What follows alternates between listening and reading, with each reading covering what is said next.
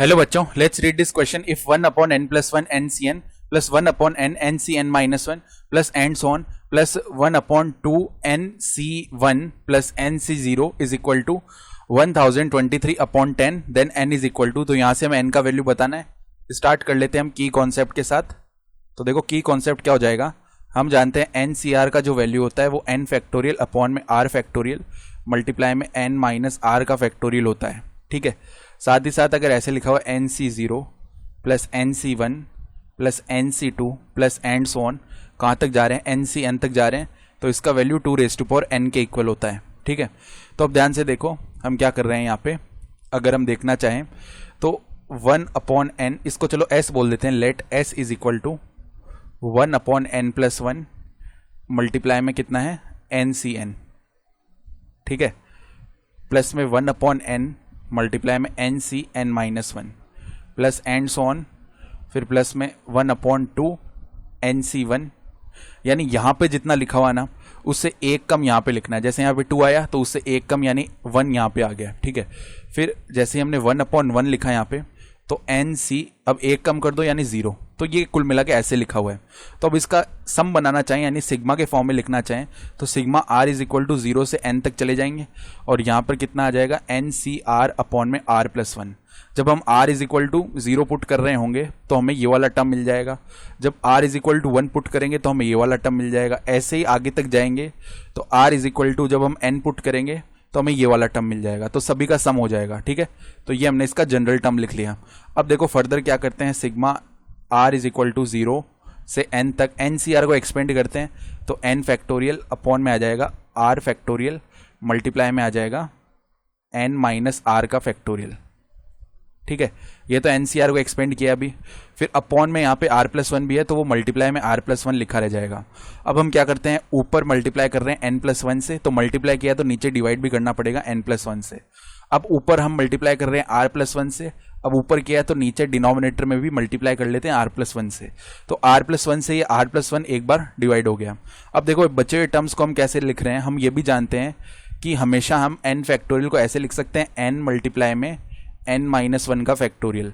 अब उसी तरीके से अगर n प्लस 1 फैक्टोरियल को लिखना होगा तो ऐसे लिख सकते हैं n प्लस 1 मल्टीप्लाई में n फैक्टोरियल.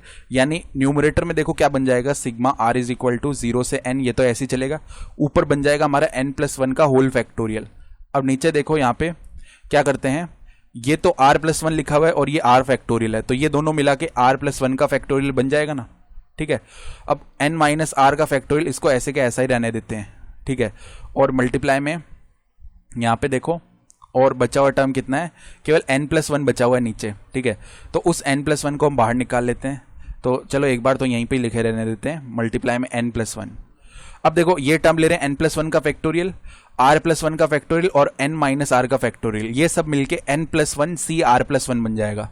तो देखो s is equal to 1 upon n plus 1 तो बाहर निकाल लिया, sigma r is equal to 0 to n और यहाँ पे n plus 1 c r plus 1 बन जाएगा. इसको वापस से एक्सपेंड करेंगे तो यही टर्म्स हमारे पास बनने वाले हैं.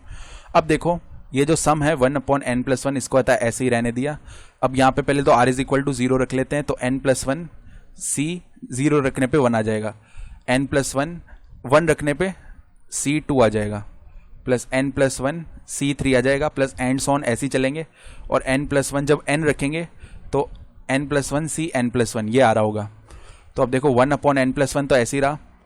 अब जो फॉर्मूला है जो हमने की कॉन्सेप्ट में लिखा था उसमें हम NC 0 से चालू होते हैं तब जाके 2 रेज़ टू पावर n आता है.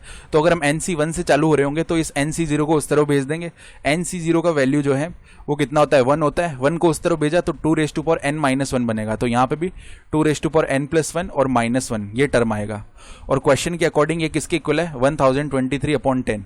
तो देखो 2 raise to power n plus 1 minus 1 upon n plus 1 is equal to कितना है 1023 अपॉन 10. अगर हम n प्लस 1 को 10 रखें, इफ देखो हिट एंड ट्राई लगा रहे हैं, if n plus 1 is equal to 10 तो n का वैल्यू 9 आ जाना चाहिए. अब देखो 9 रखने पे ये सेटिस्फाई हो रहा है कि न्यूमरेटर का वैल्यू 1023 आना चाहिए 9 रखने पे. तो देखो 2 raise to power 9 plus 1 minus 1, ये निकालते हैं तो 2 रेज टू पावर 10 माइनस 1, अब 2 रेज टू पावर 10 कितना होता है 1024 माइनस 1, तो ये बन रहा है 1023, यानी कि सही है।